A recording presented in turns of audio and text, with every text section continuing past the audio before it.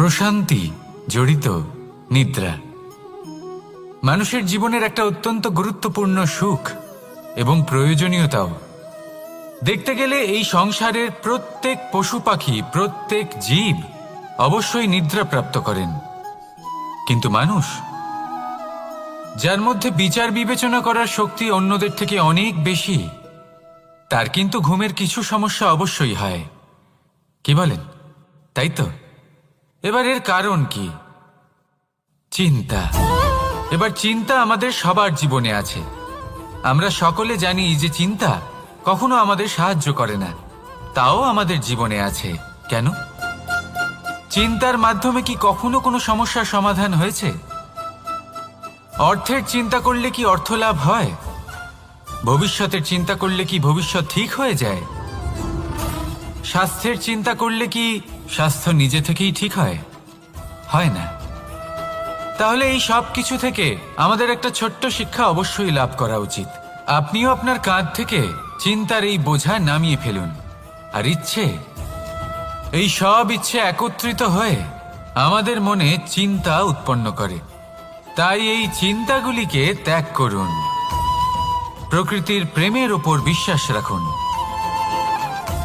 মনে রাখবেন, যিনি চিন্তামুক্ত হবেন তিনি চিতামুক্ত হবেন।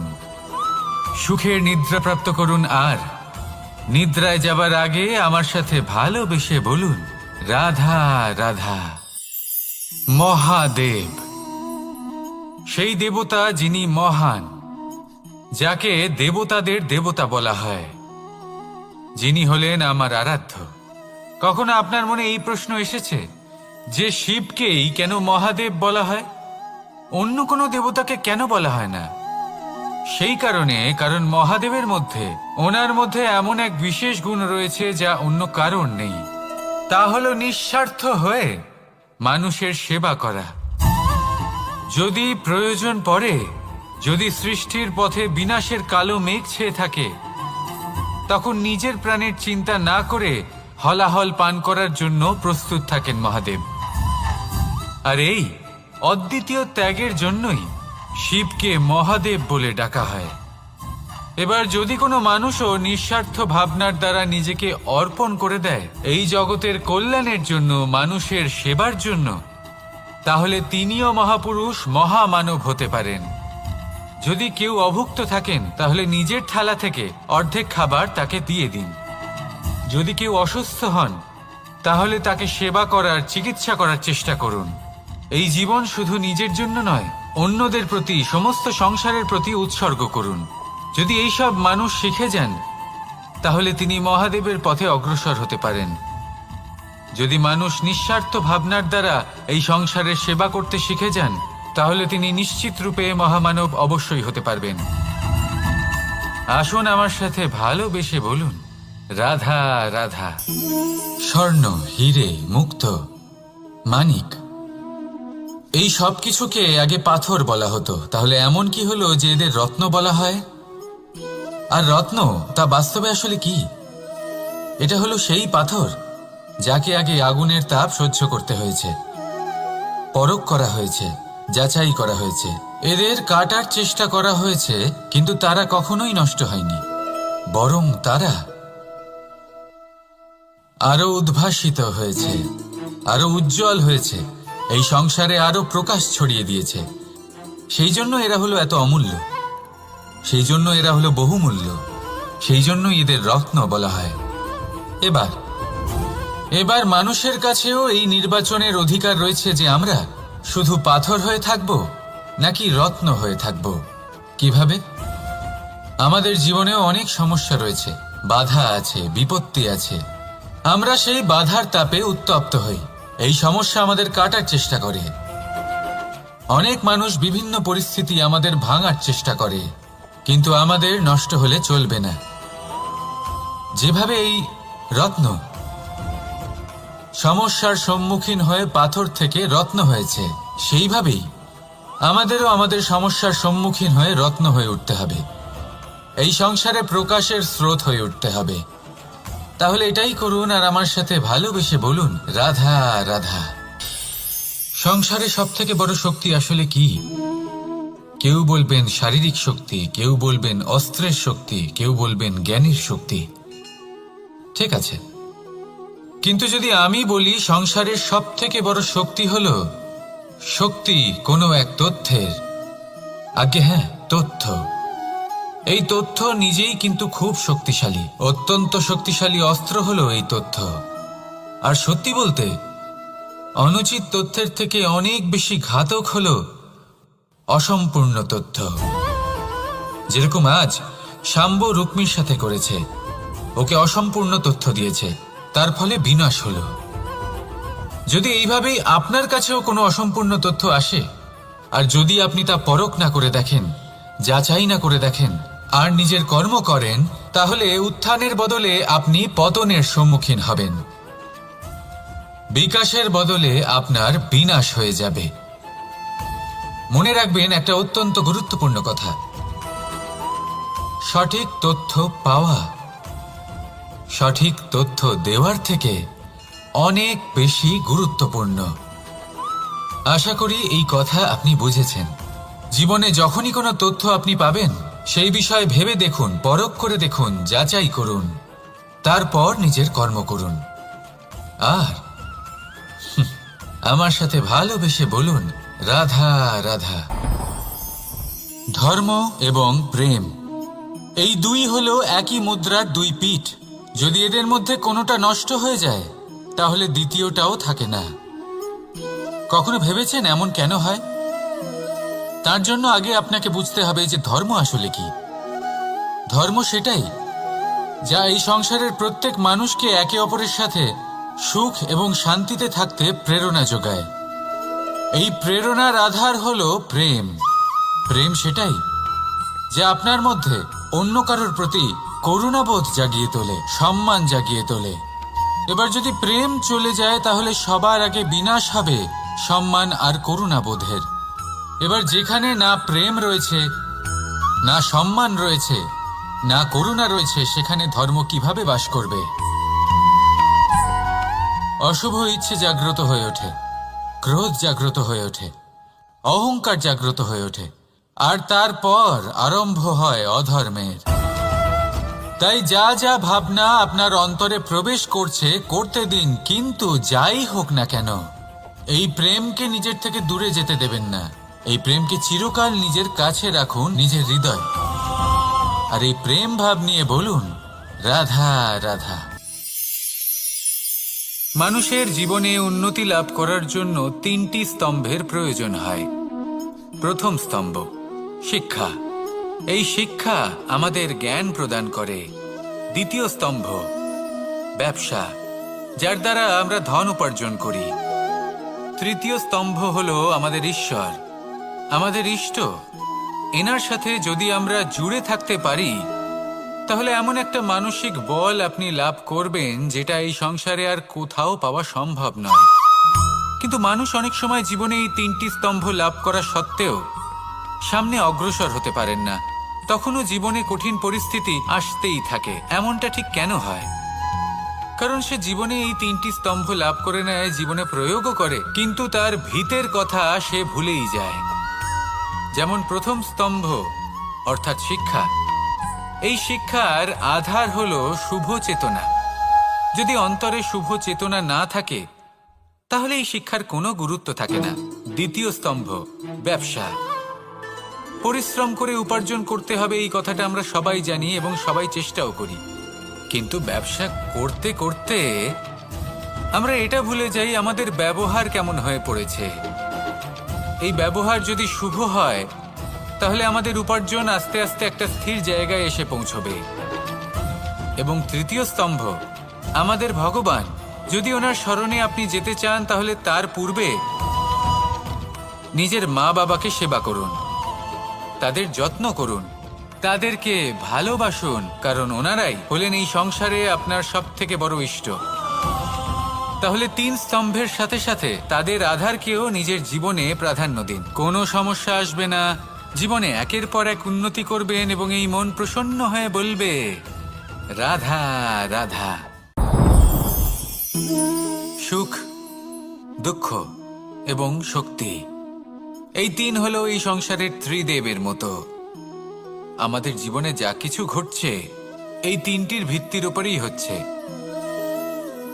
আসলে এই সংসারের একটা নিয়ম আছে, যখনই আপনি কিছু লাভ করেন এই সংসার আপনার পরীক্ষা নেয়। এটা জানার জন্য আপনার পরীক্ষা নেয় যে আপনি যা কিছুই লাভ করেছেন আপনি কি আদৌ সেটার যোগ্য কিনা। ঠিক সেইভাবেই এই সুখ, দুঃখ এবং শক্তি আপনার পরীক্ষা নিয়ে থাকে। যখন সুখ আসে তখন সে আপনার পরীক্ষা নেয় যে আপনার মধ্যে অহংবোধ জাগ্রত হয়নি তো। যদি অহংবোধ চলে আসে তাহলে সুখ সেখানেই সঙ্গ ত্যাগ করে। দুঃখ আপনার ধৈর্যের পরীক্ষা নিতে থাকে, আর যদি আপনার মধ্যে ধৈর্য না থাকে তাহলে এটা আপনাকে আরো বেশি দুঃখের গভীর অন্ধকারে ঠেলে দেবে। সেখানে শক্তি পরীক্ষা নেয় আপনার বিনম্রতার। যদি আপনি বিনম্র না হন তাহলে হয় এই শক্তি আপনার সঙ্গ ত্যাগ করবে, নয় এই শক্তি বিনম্রতার অভাবে আপনার পতনের কারণ হতে পারে। এই সংসারে যে কোনো ব্যক্তি যিনি এই পরীক্ষায় উত্তীর্ণ হয়ে থাকেন এই জীবনে তিনি সাফল্য লাভ করেন। আসুন আমার সাথে ভালোবেসে বলুন, রাধা রাধা। ভয়ের সাথে আমরা সবাই পরিচিত, কষ্টও আমরা সবাই পেয়েছি। কখনো কখনো আমরা অসুস্থ হয়ে পড়ি, আর এমন সময় হলে মাতার মমতা, কখনো বাবার স্নেহ, কখনো বন্ধুদের পাশে থাকার অনুভূতি আমাদের রোগ নিরাময়ে সাহায্য করে। কখনো যদি আমরা নিরাশ হয়ে পড়ি, তখন যদি আমাদের কোনো আপনজন আমাদের দুটো ভালো কথা বলে তখন আমাদের মনোবল বেড়ে যায়। ঠিক তেমন সংসারের এই রঙ্গমঞ্চে যদি আপনি পীড়িত অনুভব করেন, কিছু শুভ কথা আলোচনা করুন, কিছু স্তুতি গান করুন, কিছু মুহূর্তের জন্য হলেও নিজের ইষ্টদেবের কথা স্মরণ করুন আর প্রার্থনা করুন। সাহস বাড়বে, শক্তিও বৃদ্ধি পাবে এবং সামনে এগিয়ে চলার পথও দেখতে পাবেন। তখন এই মন প্রসন্ন হয়ে বলবে, রাধা রাধা। এই সংসারে কখনো কোনো ব্যক্তিকে তার বাইরের পোশাক দেখে বিচার করার চেষ্টা করবেন না, এটা খুব বড় ভুল করবেন। যেমন আমরা জীবনে অনেক সময় এমন করি, ধরুন কোথাও একটা গাছ দেখলাম, খুব বিশাল আকারের একটা গাছ, যেটা মাটির থেকে অনেক উঁচুতে পৌঁছে গেছে, যার বিশাল শাখা আছে। সেগুলো দেখে আমরা ভাবি যে এই গাছে হয়তো কত সুস্বাদু ফল আছে, আমরা সেই গাছের পরিচর্যা করতে থাকি। আবার অন্যদিকে হলো একটি তৃণ, যেটা মাটি থেকে কিছুটা উঁচুতে পৌঁছেছে, কিন্তু সেই তৃণর নিচে, মাটির নিচে অত্যন্ত সুস্বাদু ফল বা সবজি জন্ম নেয়, যা আমাদের স্বাস্থ্যের পক্ষে অত্যন্ত উপকারী। সেই জন্য কখনো আবরণ দেখে কাউকে বিচার করতে চেষ্টা করবেন না। তার বদলে এটা বোঝার চেষ্টা করুন যে আপনার সামনে যে ব্যক্তি আছে বা বস্তু আছে তার বিশেষত্ব কি। যদি এই বিশেষত্ব বোঝার ক্ষমতা আপনি অর্জন করেন, যদি এই শিল্প আপনি নিজের ভেতরে জাগ্রত করেন, তাহলে এই সংসারে বিশেষত্ব কি সেটা আপনি জানতে পারবেন। আর এই সমস্ত খেলা দৃষ্টি থেকে নয়, দৃষ্টিভঙ্গি থেকে জন্ম নেয়। দৃষ্টিভঙ্গি সবসময় শুভ রাখুন আর আমার সাথে ভালোবেসে বলুন, রাধা রাধা। যখন আমরা কোনো বনে প্রবেশ করি তখন এই সবুজ ঘাস দেখে, এই কোমল ঘাস দেখে আমাদের মন প্রফুল্ল হয়ে ওঠে। ভিন্ন ভিন্ন প্রজাতির ফুল, ভিন্ন ভিন্ন রঙের ফুল দেখে এই মন আনন্দে ভরে ওঠে। এখানে শিশুরা আনন্দ লাভ করে, বড়রা ভোজন গ্রহণ করেন, কথাবার্তা বলেন, হাঁটাহাঁটি করে বেড়ান। এবার ভেবে দেখুন, যখন এই উপবনের নির্মাণ হয়েছিল সেই সময় যদি এই মাটিকে সঠিকভাবে খনন না করা হতো, যদি তাতে সঠিকভাবে বীজ রোপণ না করা হতো, যদি কোনো সংঘর্ষ না হতো, পরিশ্রম না করা হতো, যদি চলতে চলতে পায়ে কাঁটা না বিঁধে যেত, তাহলে এই সুন্দর বন দেখে আমরা কি এই আনন্দ লাভ করতে পারতাম? কখনোই নয়। ধরুন কোনো নদীর তটে সুন্দর একটি বন আছে, সেই বনের আনন্দ লাভ করতে গেলে আপনাকে সেই নদী পার করতেই হবে। যদি সুখের নদীর কাছে পৌঁছতে চান তাহলে তটে যে কাঁটা রয়েছে সেগুলোর সাথে সংঘর্ষ করতেই হবে। এই সংসারে যদি আপনি সুখ লাভ করতে চান তাহলে সুখ লাভের এই যাত্রা শুরু করতে হবে সংঘর্ষ দ্বারা। তাহলে সংঘর্ষকে স্বাগত জানান, এর পেছনেই সুখ রয়েছে যা আপনার জন্য অপেক্ষা করছে। এবার হাসুন আর আমার সাথে ভালোবেসে বলুন, রাধা রাধা।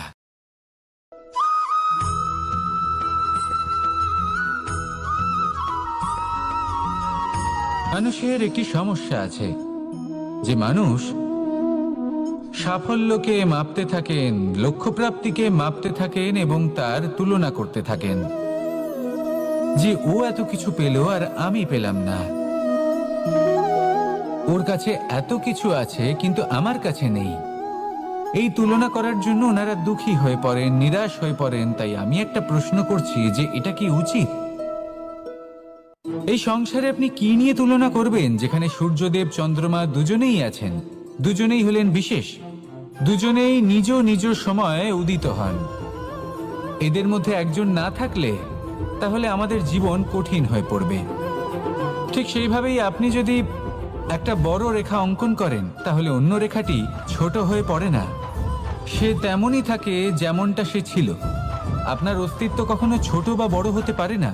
শুধু তুলনা করার জন্য আপনার এটা মনে হতে পারে। যদি আপনি যুদ্ধ করতে চান আপনার তলোয়ারের প্রয়োজন পড়বে।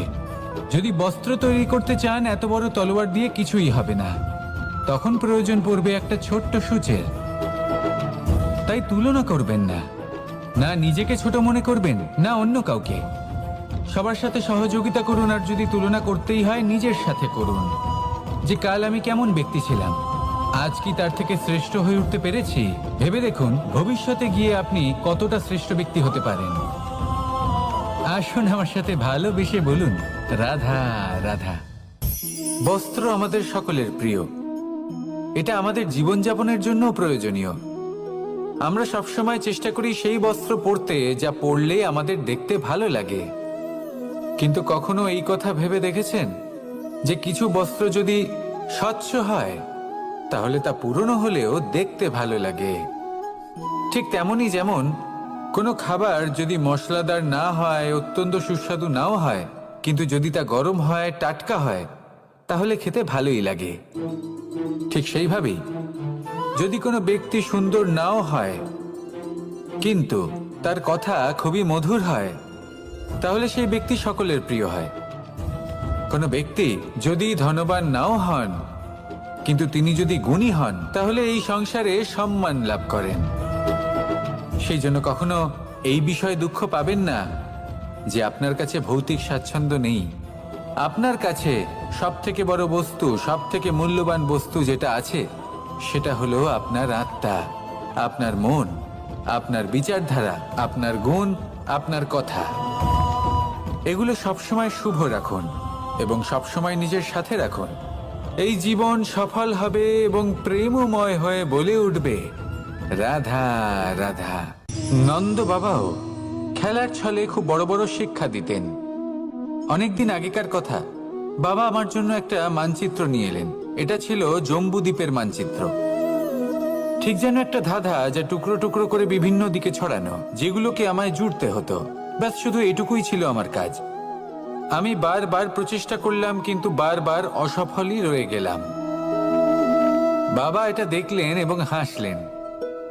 বাবা বললেন, একটা কাজ করো, এই প্রত্যেকটি অংশকে উল্টে রাখো। আমিও উল্টে রাখলাম। তারপরে দেখলাম প্রত্যেক অংশে মানুষের শরীরের কোনো না কোনো অংশ চিহ্নিত। কোথাও হাত আছে, পা আছে, কোথাও মুখ আছে। বাবা বললেন যে এবার এটা জুড়তে চেষ্টা করো। আমিও জুড়ে দিলাম। মানুষের মানচিত্র পূর্ণ হলো। এবার বাবা বললেন এটা উল্টে রাখো, মানচিত্র পূর্ণ আকার ধারণ করেছে। আমি বললাম ঠিক আছে। আমি উল্টে রাখলাম, দেখলাম জম্বুদ্বীপের মানচিত্র পূর্ণ হয়েছে। বাবা বললেন, যদি দেশকে সফল করে তুলতে চাও, শক্তিশালী করতে চাও, স্থির বানাতে চাও, তাহলে সবার আগে দেশবাসীকে একত্রিত করতে শেখো। সকল সৈন্যগণ যখন একজোট হয়ে দাঁড়াবে তখন দেশের শক্তি আরো বেড়ে যাবে। শুধু তাই নয়, বাবা বললেন যদি ভালোবাসার সাথে জড়িয়ে পড়ো, তাহলে পরমাত্মাও তোমার সামনে এসে দেখা দেবেন। তাহলে এটাই করুন আর আমার সাথে ভালোবেসে বলুন, রাধা রাধা। ছোটবেলা থেকেই আমি গরু চড়িয়ে অভ্যস্ত, সেই জন্য সকলে আমাকে গোপাল নামে ডাকত। কিন্তু গোপাল হয়ে আমি একটা অমূল্য শিক্ষা লাভ করেছি। আমি দেখেছি যে গৌশালাতে অনেক বাছুরের মধ্যে একটি গাই তার নিজের বাছুরকে অবশ্যই চিনে ফেলে। যেখানে সমস্ত বাছুর একই রকম দেখতে এবং প্রত্যেকের স্বরও সমান, তারপরেও সকল বাছুরের মধ্যে নিজের বাছুরকে ঠিক চিনতে পেরে যায় এবং তার সাথেই থাকে। ঠিক এইরকমই কিছুটা হয় আমাদের কর্ম এবং তার কর্মফল। আপনি সবার মাঝে থেকেও কোনো কর্ম যদি করেন, সেই কর্মফল সবার মধ্যে আপনাকে চিনে ফেলবে এবং আপনার সাথেই থাকবে। তাই যখনই কর্ম করবেন ভেবে চিন্তে করবেন। কোনো কর্ম করার আগে একবার ভেবে দেখুন, তাহলে জীবনে বারংবার অনুতপ্ত হতে হবে না।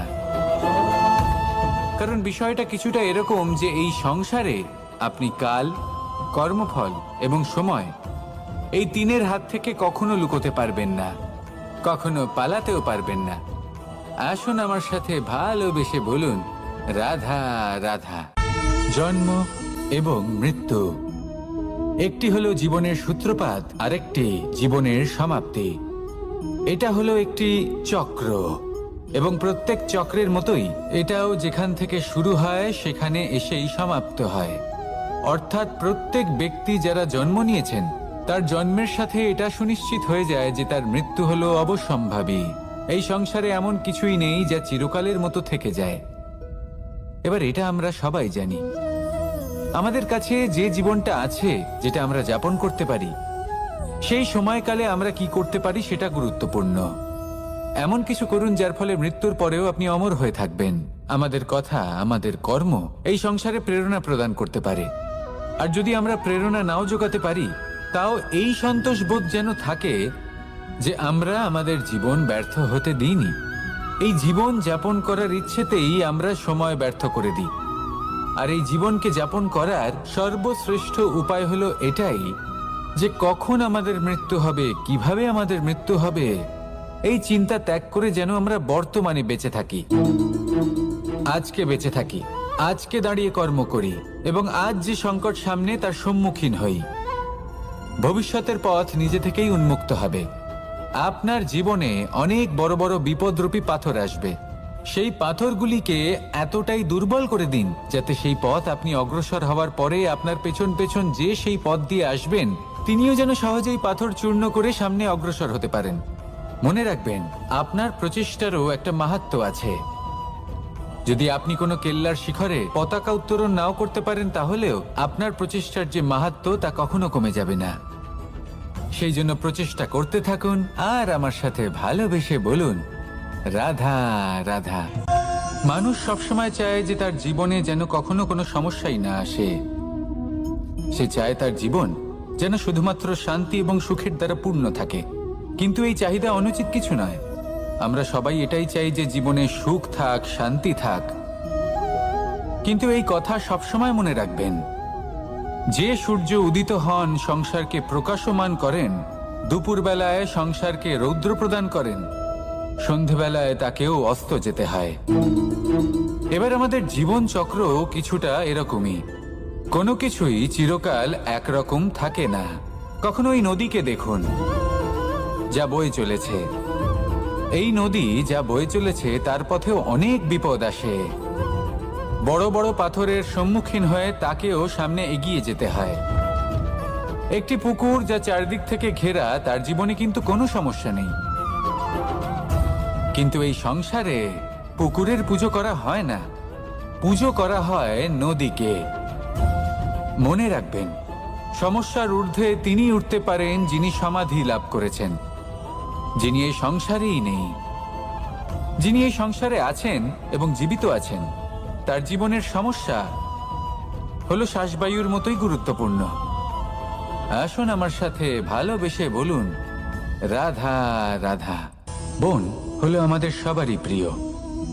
সেখানকার সৌন্দর্য, শান্তি সেখানকার পরিবেশ আমাদের সকলের ভালো লাগে এবং সেখান থেকে আমরা কাঠ পাই, যা সংসারে আমাদের জীবনে আমাদের খুব সহায়ক হয়ে ওঠে। এর দ্বারা আমরা অনেক কিছুই প্রাপ্ত করতে পারি, অনেক বাদ্যযন্ত্র আমরা লাভ করতে পারি। এর অনেকভাবে প্রয়োগ সম্ভব। কিছু কাঠ অত্যন্ত সুগন্ধি হয় যা আমরা ঈশ্বরকে নিবেদন করি, যেমন চন্দন। এবার ভাবুন, একজন অসাবধানী ব্যক্তি তার হাত থেকে ছোট্ট একটা আগুনের ফুলকি যদি সেখানে পড়ে, তাহলে তা সমগ্র বনকে ভস্ম করে দিতে পারে। আর যখন এই আগুন ছড়িয়ে পড়ে, তখন তা কাউকে রেহাই দেয় না। অন্য বৃক্ষকে নয়, পাতাকে নয়, ফলকে নয়, কাঁটাকে নয়, কাউকে নয়, পথে যাকে পায় তাকেই ভস্ম করে দেয়। এই ছোট্ট আগুনের ফুলকি। কিন্তু এই ছোট্ট আগুনের ফুলকি সবার আগে কাকে ভস্ম করে?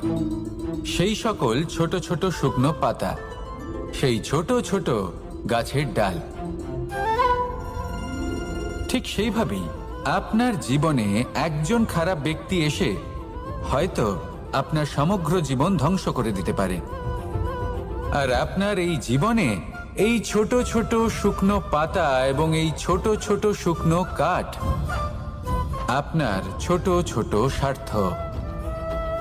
আপনার স্বার্থের দ্বারা এই অশুভ ব্যক্তি আপনার মনে অশুভ আবেগ বাড়িয়ে তুলবে এবং আস্তে আস্তে আপনার জীবন শেষ করে দিতে পারে।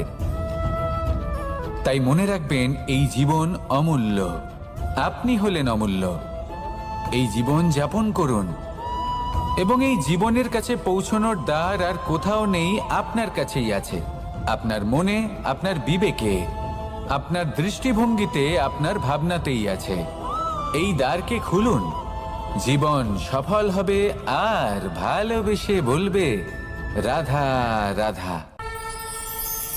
কথায় আছে যে স্বপ্ন এবং লক্ষ্য হলো একটি মুদ্রারই দুটি দিক। যতক্ষণ না স্বপ্ন দেখছেন, ততক্ষণ বুঝবেন কি করে আপনার লক্ষ্য কি? স্বপ্ন দেখে যদি নিজের লক্ষ্য বুঝতে পারেন, সেটা পেতে চান, তবেই সেটা লাভ করতে পারবেন। কিন্তু স্বপ্ন এবং লক্ষ্য, এই দুইয়ের মধ্যে একটা ভারসাম্য রয়েছে যেটা বজায় রাখা প্রয়োজনীয়। একে আমরা বলে থাকি পরিশ্রম। দেখুন, যদি আপনি স্বপ্ন দেখতে চান, তাহলে পরিশ্রম ত্যাগ করে নিদ্রা লাভ প্রয়োজন। কিন্তু যদি আপনি লক্ষ্য লাভ করতে চান, তাহলে আপনাকে নিদ্রা ত্যাগ করে পরিশ্রম করতে হবে। তাই আলস্য ত্যাগ করুন এবং সিদ্ধান্ত নিন যে আপনি কি চান। আপনার জীবনের এই তুলাদণ্ডে স্বপ্নের পাল্লা ভারী হওয়া প্রয়োজন নাকি লক্ষ্যের?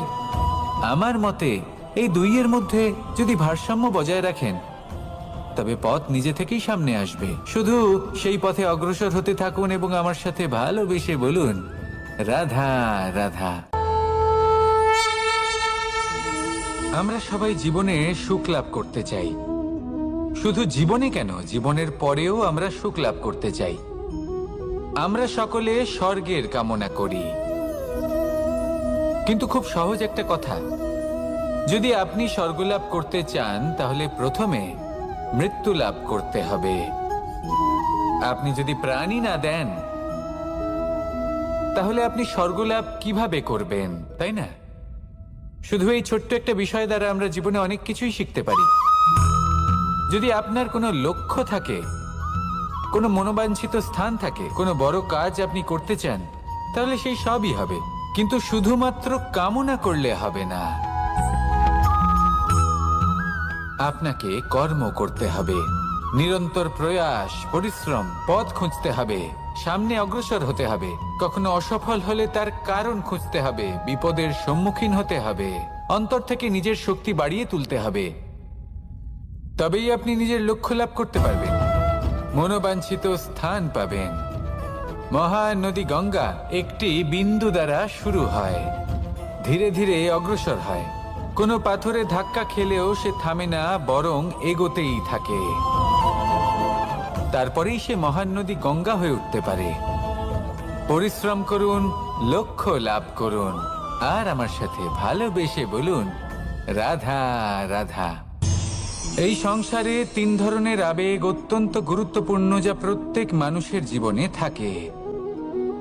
প্রথমটা হলো আনন্দ, যা আমরা সবাই লাভ করতে চাই। দ্বিতীয় হলো ক্রোধ। এটা তখনই আসে যখন আমরা আমাদের উপর নিয়ন্ত্রণ হারাই বা কোনো পরিস্থিতি আমাদের প্রতিকূল হয়ে থাকে। তৃতীয় হলো দুঃখ। এই দুঃখ তখনই আসে যখন কোনো একটা পরিস্থিতি আমাদের মনের মতো হয় না, বা আমাদের প্রিয়জন আমাদের বুঝতে পারেন না, আমরা অমূল্য কিছু হারিয়ে ফেলি, তখন এই দুঃখ আমাদের হৃদয়ে আশ্রয় নেয়। এই তিন আবেগ হলো এমন যে আমাদের জীবনে আসতে এবং যেতে থাকবে।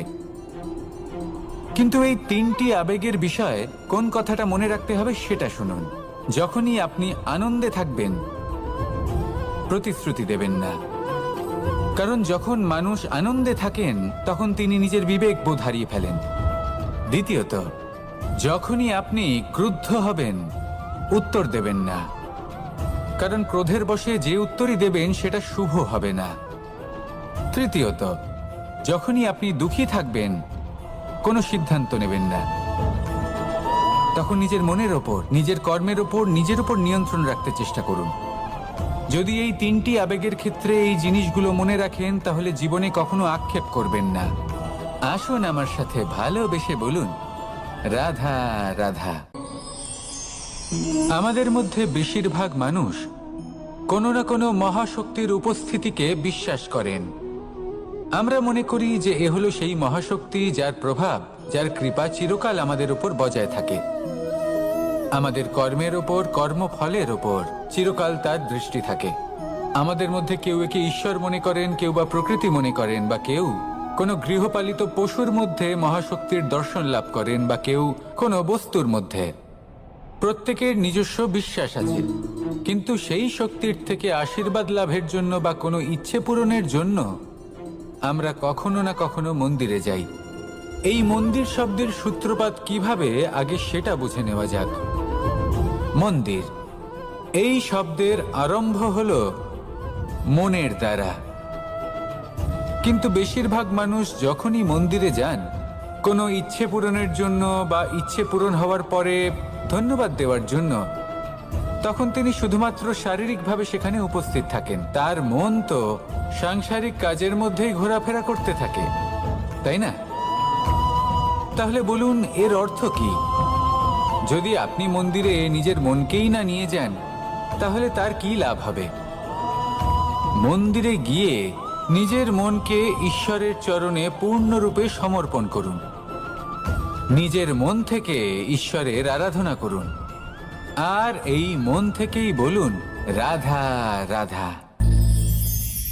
মানুষ শুধুমাত্র দুই ধরনের ব্যক্তির সামনেই নত হন।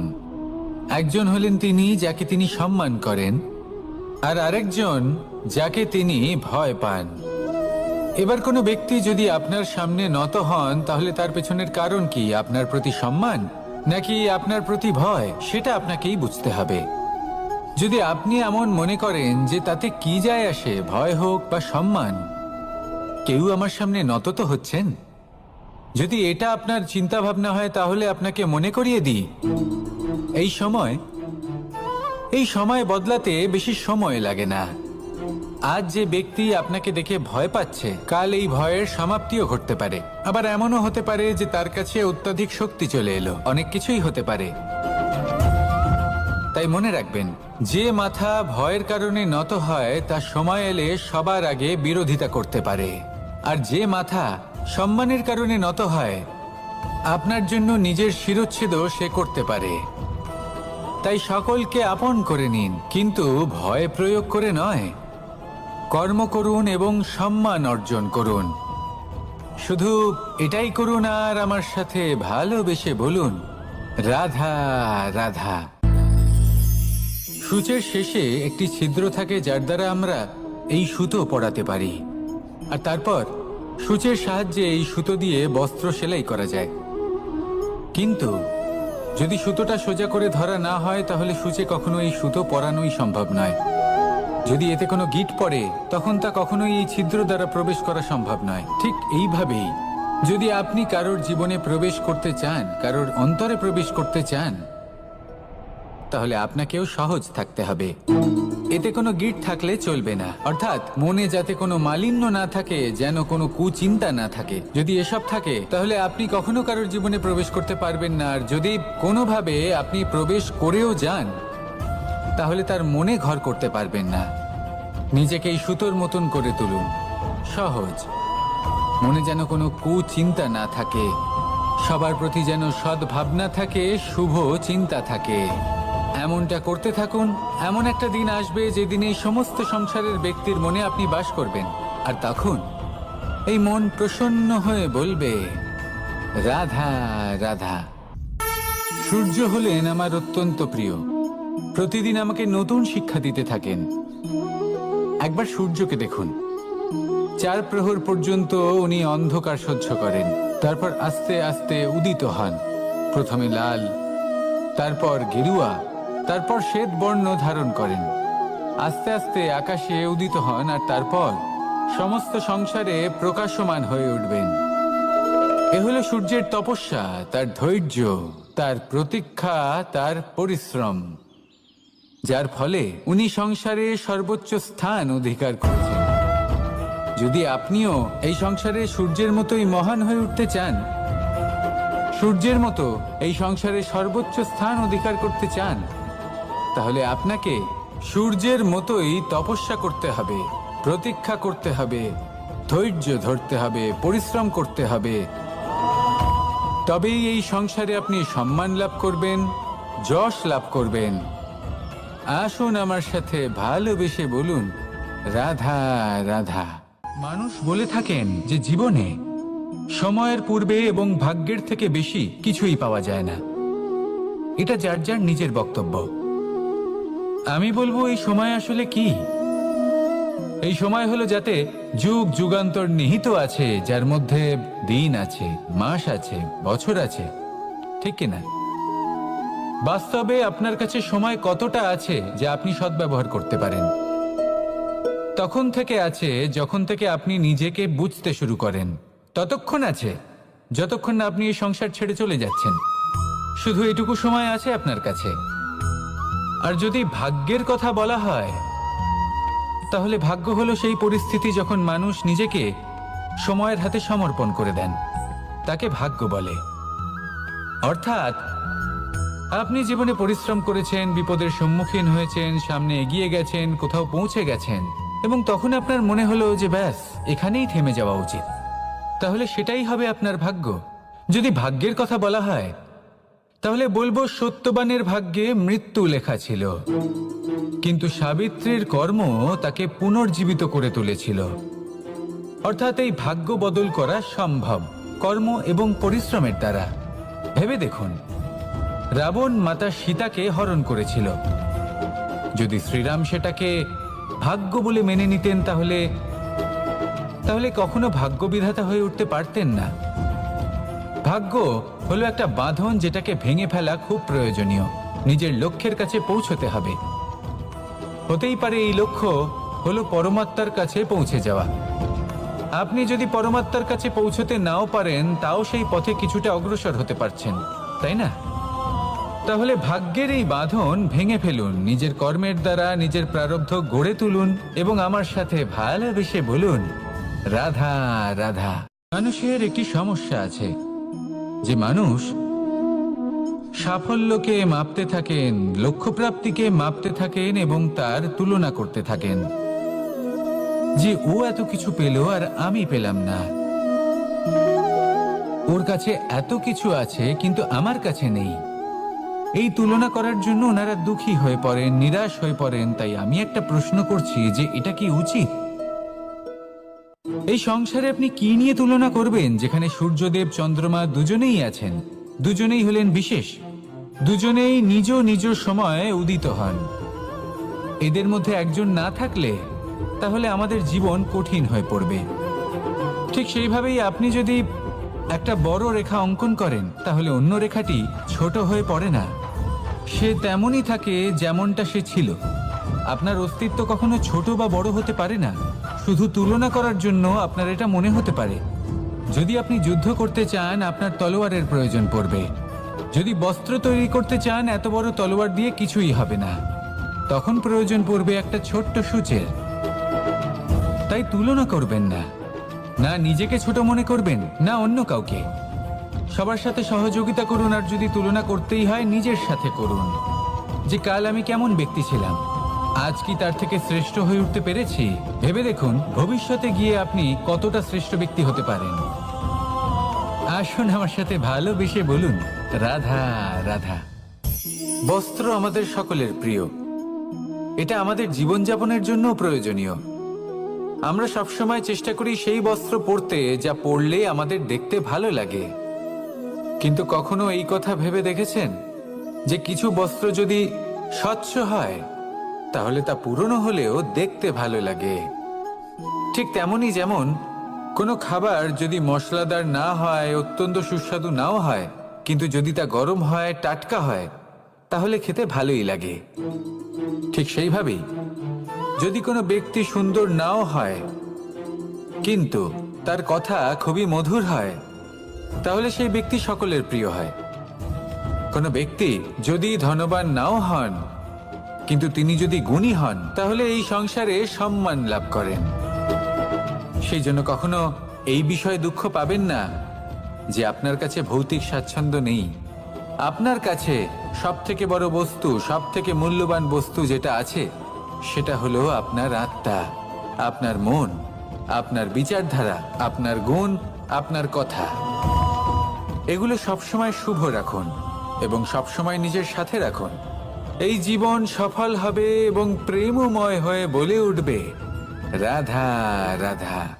নন্দ বাবাও খেলার ছলে খুব বড় বড় শিক্ষা দিতেন।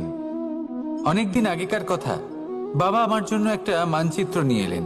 এটা ছিল জম্বুদ্বীপের মানচিত্র, ঠিক যেন একটা ধাঁধা যা টুকরো টুকরো করে বিভিন্ন দিকে ছড়ানো, যেগুলোকে আমায় জুড়তে হতো। ব্যাস শুধু এটুকুই ছিল আমার কাজ। আমি বারবার প্রচেষ্টা করলাম কিন্তু বারবার অসফলই রয়ে গেলাম। বাবা এটা দেখলেন এবং হাসলেন। বাবা বললেন, একটা কাজ করো, এই প্রত্যেকটি অংশকে উল্টে রাখো। আমিও উল্টে রাখলাম। তারপরে দেখলাম প্রত্যেক অংশে মানুষের শরীরের কোনো না কোনো অংশ চিহ্নিত। কোথাও হাত আছে, পা আছে, কোথাও মুখ আছে। বাবা বললেন যে এবার এটা জুড়তে চেষ্টা করো। আমিও জুড়ে দিলাম।